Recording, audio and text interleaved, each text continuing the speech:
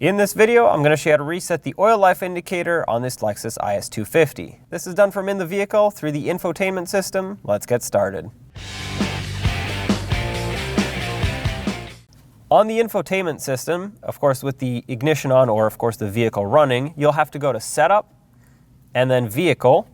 The only option here for me is Maintenance, so we'll click on that. And here you'll see all of your maintenance items that you can set or reset. So far we have engine oil and tire rotation that are due. Of course we just changed the engine oil, so I'm going to click on that. That should reset the counter. You can also change the distance. For me, I personally think it should be every 5,000 miles, so that's what I'm going to set.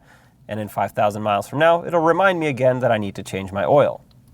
At this point you would reset anything else that you've done the maintenance for, and there you have it. Job is done. When only the best will do, demand TRQ. The only company that lets you view before you do. TRQ is committed to offering the highest quality aftermarket auto parts that are engineered for peace of mind. Thanks for using and viewing with TRQ.